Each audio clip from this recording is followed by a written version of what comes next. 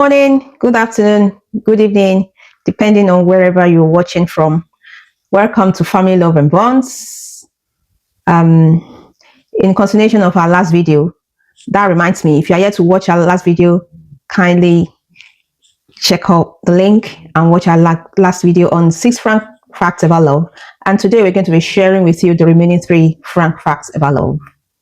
Yeah, so last week I remember the 3 facts we've discussed are: number 1, that love can intoxicate. Yeah. Secondly, love can be addictive. And thirdly, that the emotional pain from heartbreak actually hurts like, physical pain. Yeah, it's real. Yeah, so if you've never watched that video, you can watch it later after watching this. You don't have to watch them in a particular order. Today, we want to explore 3 facts. But before then, have you heard this saying before, that love is blind? Is love really blind? We'll be right back. Again, my name is Isaac.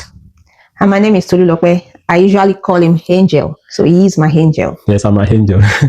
And I call her Chérie, in case you hear us calling each other Angel and Chérie. Chérie is a French word for sweetheart, or if you like, darling. We'll be right back. Stay tuned. Family love and bonds, this is our sky. We'll soar together, won't ask why.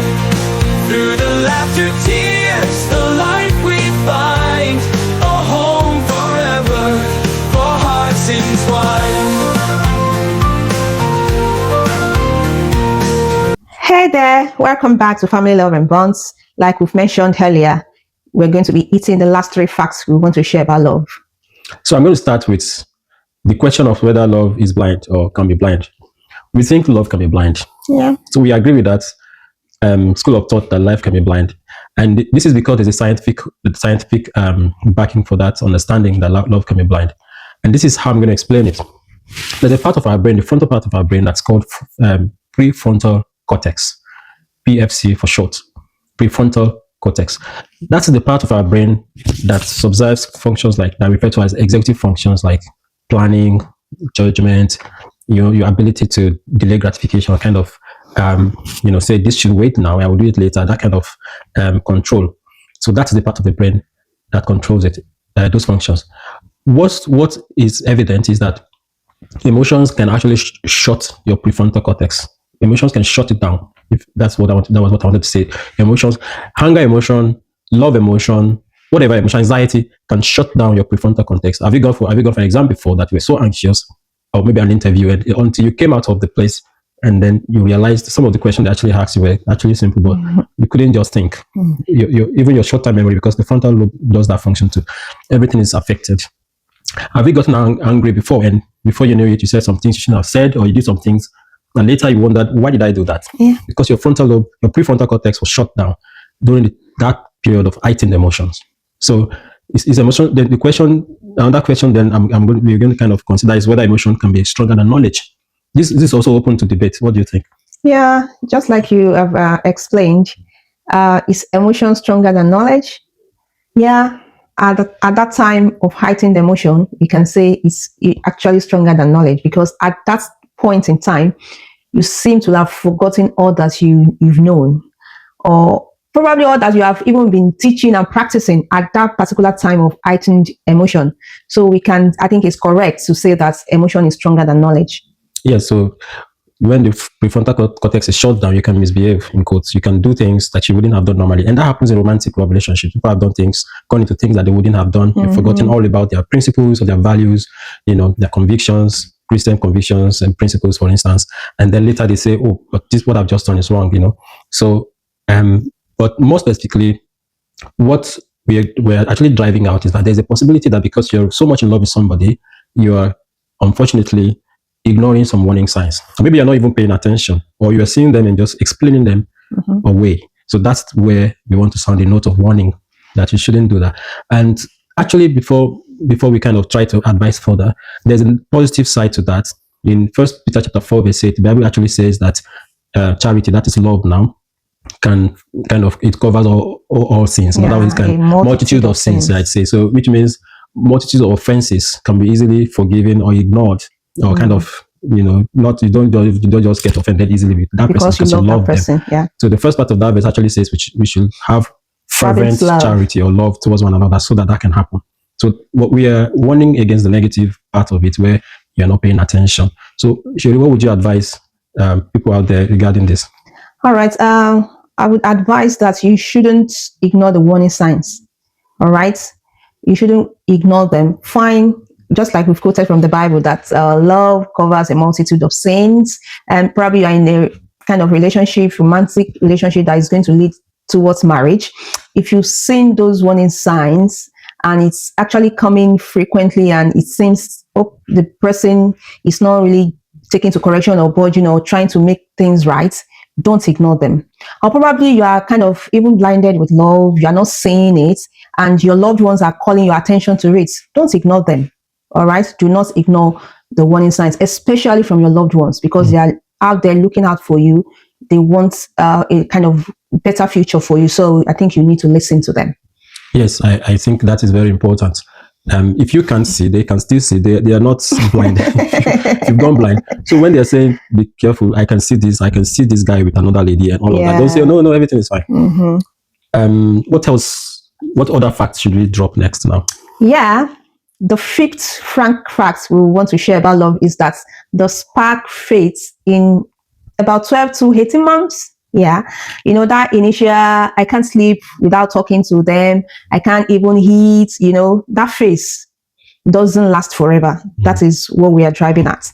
It doesn't. So you said the sparks, like spark, when something sparks. Yeah. So they don't last forever. All right. And there is an adage in my dialect that says what is behind 6 is actually more than 7. All right. And I think that's the English version of it. Yes, the English version of it. So before I go to the English version of it, so to try and explain what is behind 6 is more than 7. Yeah. In other words, don't say, I know that after 6 comes 7. Yeah. It's more than 7. To infinity, you can say, if you're counting, of course, in mathematics, they say it's to infinity. Yeah. So actually what is behind 6 is more than 7. It's to infinity. It's to infinity. Yeah. And you asked me for the English version. Yeah. That's, and maybe, what is it called again? There's more than meets the high. There's more than meets the high. So that simply means that things may be more complex than you see them. They come across as very straightforward and simple. But the issue of romantic relationship is a bit more complex than people say. People tend to take them. Or the issue of marriage. They just think that I just love this person. I just want to get married to somebody.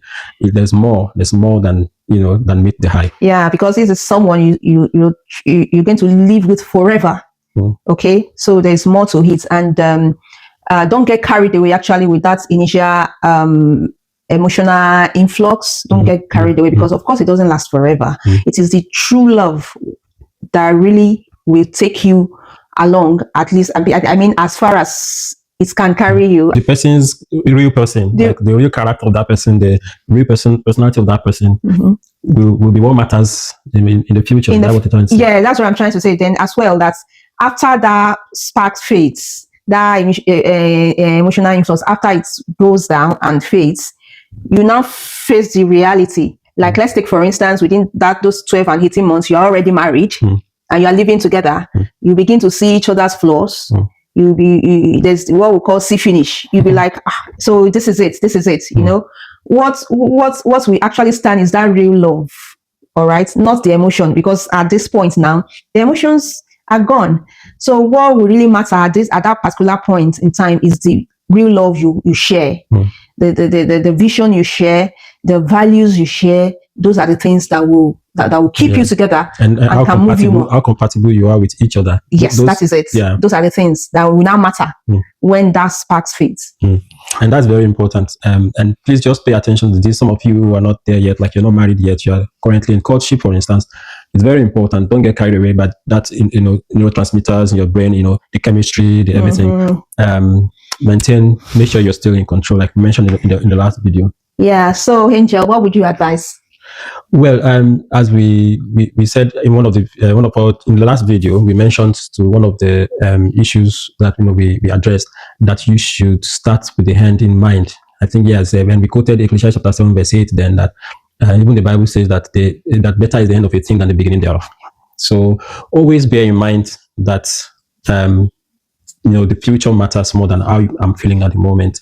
If I want to, can I live with this person, for the rest of my life? Is somebody I want to, settle down with and and how is that going to affect my vision? How is that going to affect my future, my destiny, or my eternity as a Christian? Things like that really matter. Pay attention to them. And again, so as we mentioned in the last video, avoid love intoxication and love addiction. Yeah. So what's the third one? I think, yeah, so there's something else we want to drop so that we complete the 6. We are trying to see how we can best phrase it, but we concluded, let's phrase it this way, that love is a verb, not just a noun. Yeah. So what does this mean actually? So love is a practical concept. We are going to have a whole video to talk about love, and please watch out for that. We're going to try to dissect the concept of love, and we'll try our best. But in this video, we're going to make it very short and brief. So just understand what we're trying to say at this time is that love is a practical concept. It involves actions, not just affection. So pay attention to the actions of the person, not just what they say and all the buying this and all of that's going on. Yeah, just like this adage that says that action speaks louder than words. Exactly. Yeah. So that's the point. I don't know. Maybe that makes sense really. So be ready. Make sure you're ready for it. If you're not emotionally ready, you're not physically mature, don't go into things that adults should be doing, for instance. So maturity is important. Emotional maturity also is important. And if you're a Christian, you're spiritually mature, you want to be sure that person is is compatible with you in that regard as well. And so love takes communication, empathy, commitment, and effort, not just affection or feelings. So any advice? Yeah, I would advise that you acquire skills. When you are looking for a job, they say that this skill matter. Also in love relationship, for you to be successful in your love relationship, either with your to-be spouse or generally speaking, you need skills.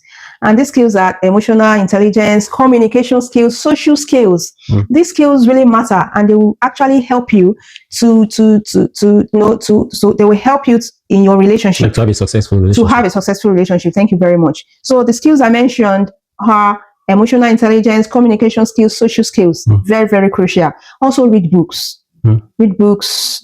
If you read books that will help you, so most of all these books that are based on relationship and love, all these authors, they share practical skills. They share practical experiences. Some of them even go as far as sharing their personal experiences, so that you can relate, so that you are able to learn. Another advice I can give is you attend trainings. These days, you don't even need to be physically present at the trainings. There are a lot of virtual trainings that can help in building relationship, in loving the right way. Then, as well as you love, you learn along the way. There are so many things you might not be able to learn by, there are many things that you need to learn by experience, really, to be frank, to be sincere.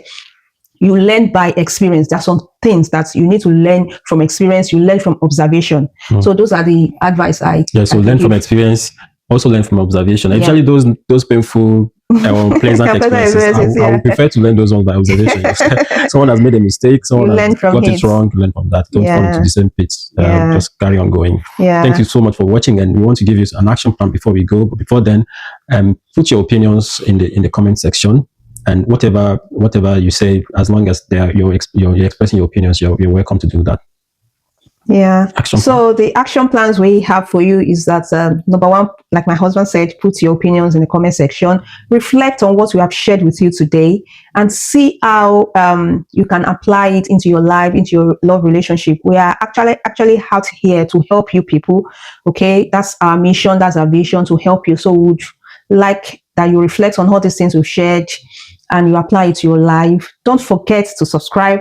Don't forget to share this video. God bless you. Amen. So share with everybody. But as we mentioned at the beginning of the first video, these 2 videos are targeted more towards young people. So please share with young people. Share with, of course, those who are also more experienced, like they are married. They have, children or younger siblings that they can share with. Thank you once again. Thanks for watching this video, and see you in our next video. Thank you very much. Bye. Bye-bye. Bye.